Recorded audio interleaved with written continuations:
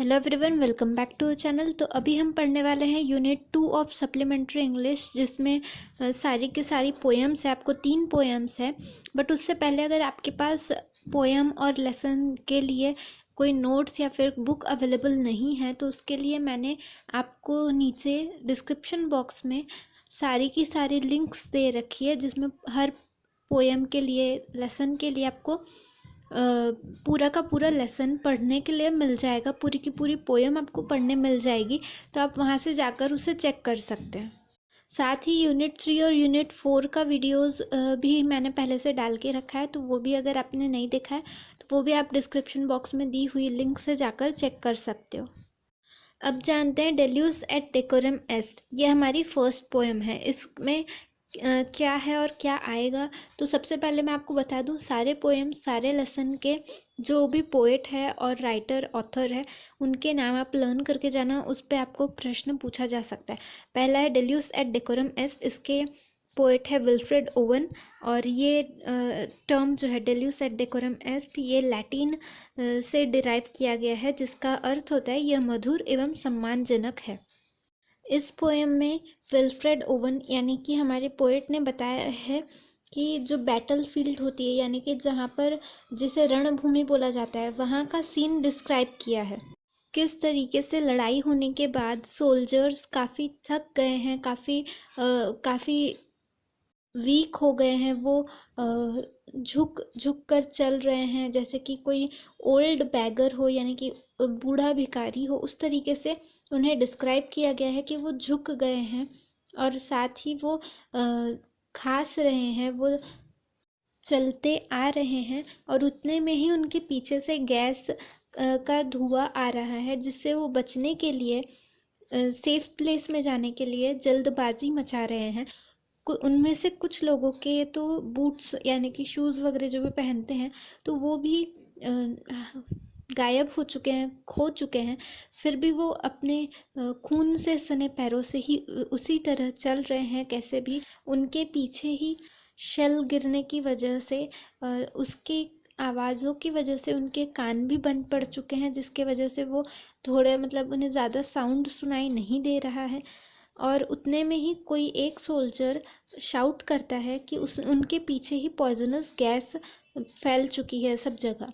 और बाकी के सारे सोल्जर्स जल्दी जल्दी में अपने हेलमेट निकालते हैं ताकि वो मौत से बच सकें और हेलमेट पहन सकें। बट एक कोई है जो टाइम पे हेलमेट नहीं पहन पाता है। बाकी के सारे सोल्जर उस यंग मैन को वैगन में फेंक देते हैं। वैगन जब जब उछलती थी तब तब उस यंग मैन के मुंह से खून निकलता था। और पोएट इसी को डिस्क्राइब कर रहे हैं कि ये कितनी दर्दनाक सिचुएशन है। वो बोल रहे हैं कि जो यंग सोल्जर था, तो वो इनोसेंट था, फिर भी उसे पनिशमेंट मिली। और साथ ही में पोएट उनको क्रिटिसाइज़ कर रहे हैं जो एनकरेज करते हैं ऐसे यंग लोगों को, ताकि वो जाए अपने देश के लिए लड़े।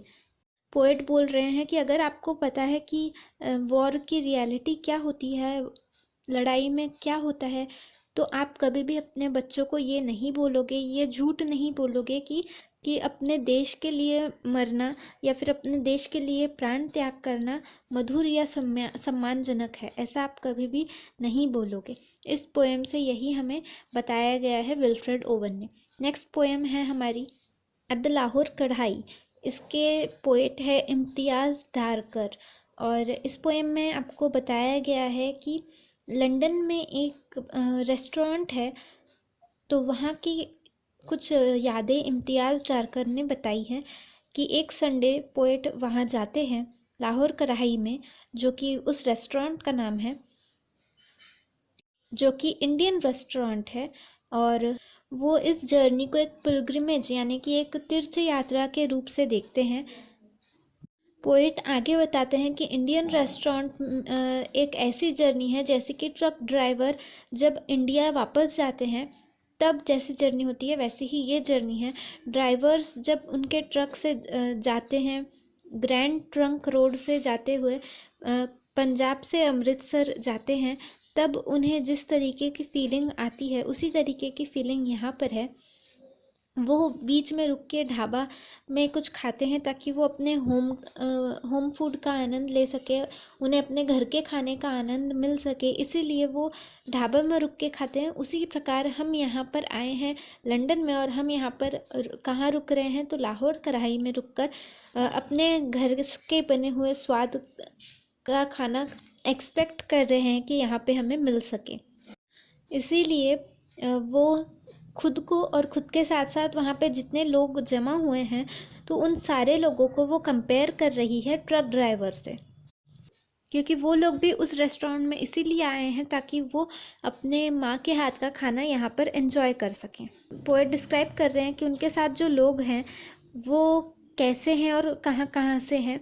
तो एक वो बता रहे हैं कि एक सिंधी माइग्रेंट है, उनके ही साथ मतलब वही रेस्टोरेंट में आए हैं, और उनके साथ उनकी वाइफ भी है जो कि हमेशा कृष्णा को प्रे करती है। और बाद में एक इंग्लिश मैन भी है जो कि फ़िलहाल काफ़ी यंग है, और उसके बाद 2 गर्ल्स भी हैं जो कि बॉम्बे से हैं। हर खाना जो पोएट वहाँ पर टेस्ट करते हैं उन्हें अपने घर की याद दिलाता है, जैसे कि तड़का दाल उन्हें याद दिलाता है आंटी हमीदा की, कढ़ाई गोश्त उन्हें याद दिलाता है खाला अमीना की, वो गाजर का हलवा खाती हैं तो उन्हें याद आती है अप्पा रशीदा की, और जब वो नान खाती है तो उन्हें याद आती है उनके किसी करीबी की जिनका उन्होंने नाम नहीं लिया है, उन्होंने यू से डिस्क्राइब किया है उन्हें।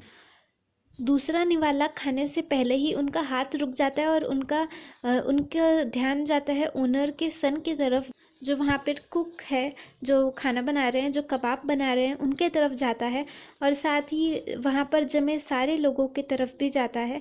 और वो देख रही होती है कि कैसे अलग अलग तरह के लोग यहाँ पर जमे हुए हैं, करतार, रोहिणी, रॉबर्ट, आयशा, संगम और वो खुद भी।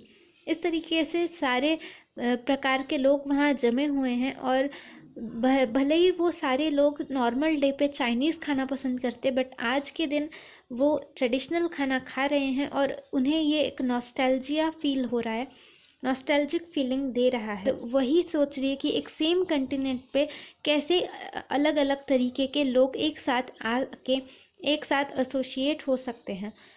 तो यही चीज़ है लाहौर कढ़ाई लेसन में। नेक्स्ट पोएम है हमारी लेजर। ये पोएम लिखी गई है W.H. डेविस पोएट ने। यहाँ पर उन्होंने मॉडर्न मैन की लाइफ डिस्क्राइब की है कि किस तरीके से हम अपने ही चिंताओं में, अपने बिज़ी वर्ल्ड में बिज़ी हो चुके हैं। यहाँ पर पोएट क्रिटिसाइज़ कर रहे हैं कि हमारी लाइफ कितनी चिंताओं से भरी हो चुकी है, और हम बाकी सारी चीज़ों में, बाकी जो नेचर में दी हुई चीज़ें, वहाँ पर हमें फुर्सत ही नहीं है कि हम ध्यान दे सकें। जैसे कि हमारे पास थोड़ा सा भी वक्त नहीं है कि हम किसी ग्रीन ट्री की ब्रांच के नीचे खड़े होकर पेड़ की छाया का आनंद ले सकें। साथ ही हमें बता रहे हैं कि हमसे ज़्यादा तो अच्छे कॉमन एनिमल्स है, जैसे कि शिप हो गया, काऊ हो गया, तो वो कम से कम उनके सराउंडिंग का आनंद तो ले रहे हैं, इसलिए वो काफ़ी अच्छी लाइफ, हमसे भी ज़्यादा अच्छी लाइफ वो जी रहे हैं। अगर हम कुछ फॉरेस्ट के पास से भी जाते हैं तो हमें इतना सा भी टाइम नहीं है कि हम वहाँ पर रुकें और ऑब्ज़र्व करें कि कैसे स्क्विरल यानी कि गिलहरी अपने नट्स ग्रास में छुपाती है। भले ही ये चीज़ काफ़ी सामान्य है, बट फिर भी ये सारी चीज़ें देखने के लिए भी हमारे पास ज़रा भी टाइम नहीं है।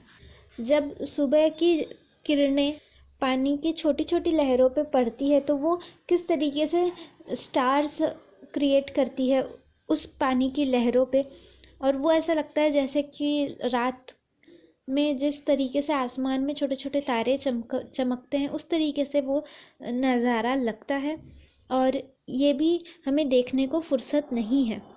और इसीलिए पोएट हमें बता रहे हैं कि ऐसी ज़िंदगी जिसमें हमें बिल्कुल भी टाइम नहीं है कि हम नेचर ने प्रोवाइड किए हुए छोटे छोटे चीज़ों का आनंद ले सकें, तो ऐसी ज़िंदगी बिल्कुल भी अच्छी ज़िंदगी नहीं है, हम बहुत पुअर लाइफ जी रहे हैं। इस तरीके से इस लेसन की समरी बनती है। आपको ये वीडियो अच्छा लगा हो तो वीडियो को लाइक करना ना भूलें, अपने दोस्तों के साथ इसे ज़रूर शेयर करें। Thank you so much.